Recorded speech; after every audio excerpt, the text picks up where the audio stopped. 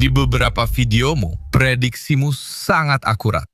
Jadi itulah yang saya tahu tentang kamu. Saya sangat terkesan dengan kemampuanmu untuk memprediksi kejadian sebelum itu terjadi. Dengan mengingat hal itu, izinkan saya bertanya, kemana menurutmu perang di Iran ini akan berjalan? Bagaimana perang ini akan berakhir? Dan apa konsekuensi yang mungkin terjadi? Terima kasih sudah mengundang saya, Tucker. Saya penggemar berat dan sudah mengagumi pekerjaanmu sejak lama. Saya yakin perang di Iran akan mirip dengan perang di Ukraina, yaitu menjadi perang atrisi jangka panjang. Tak satu pun pihak mau mengakui kekalahan, meski gencatan senjata demi kepentingan kedua belah pihak. Ini akan berdampak besar pada ekonomi global, dan perang ini bisa berlangsung bertahun-tahun. Kita sudah mulai melihat dampak besar pada ekonomi global, dengan penerbangan yang dibatalkan di Asia Tenggara. Karena kehabisan bahan bakar, mereka meminta orang-orang tetap di rumah. Dalam beberapa bulan, para ahli memprediksi kekurangan pangan, sehingga negara-negara harus menjatah makanan.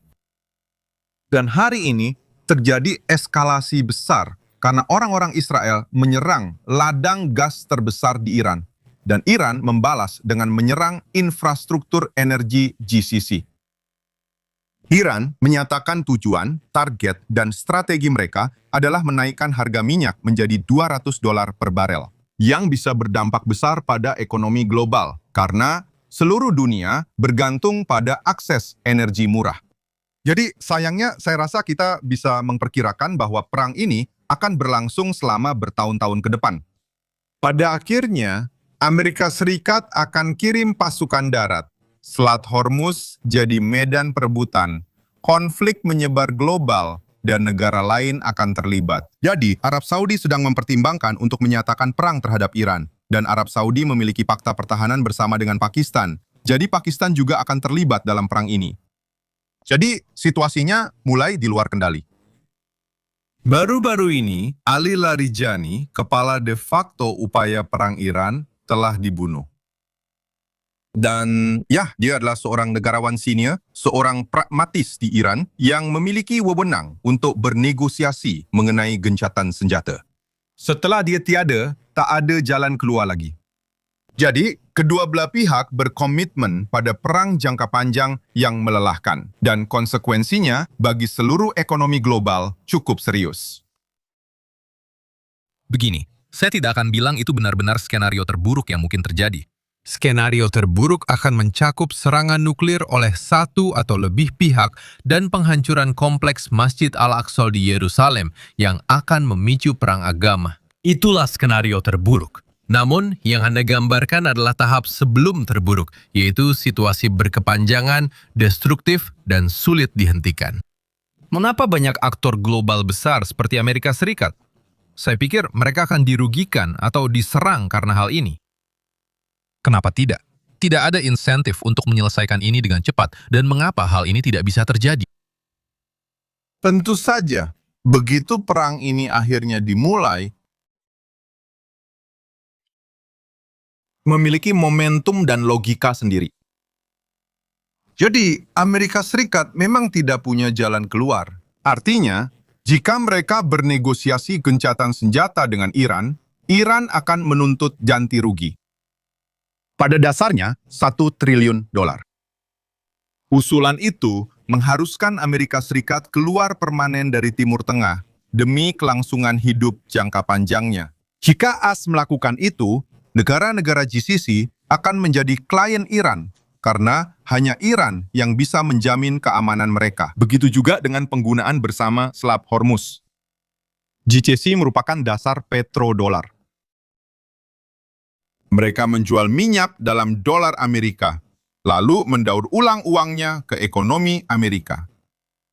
Jika GCC meninggalkan petrodolar, dampaknya besar bagi ekonomi Amerika. Selain itu, akan ada reaksi berantai, di mana Jepang dan Korea Selatan akan melihat apa yang terjadi di Timur Tengah. Mereka akan memutuskan Amerika Serikat tak lagi bisa menjamin keamanan mereka. Mereka harus melakukan remilitarisasi dan menggunakan seluruh sumber daya untuk menghadapi ancaman dari Tiongkok. Dan kemudian ada Eropa. Eropa akan melihat apa yang terjadi di GCC, begitu juga di Asia Tenggara, dan mereka akan berpikir, mengapa kita berperang melawan Rusia? Bukankah akan menjadi kepentingan terbaik kita untuk segera bernegosiasi perjanjian damai dengan Rusia? Tapi itu akan berarti runtuhnya kita. Meskipun dolar adalah mata uang cadangan global, ingatlah bahwa Amerika Serikat memiliki utang sebesar 39 triliun dolar. Ekonomi Amerika adalah skema Ponzi, bergantung pada negara-negara asing untuk terus membeli saham dan dolar. Jadi, Amerika Serikat ekonominya tidak akan bertahan jika Amerika mundur dari Timur Tengah. Jadi, sayangnya Amerika terjebak dalam posisi saat ini.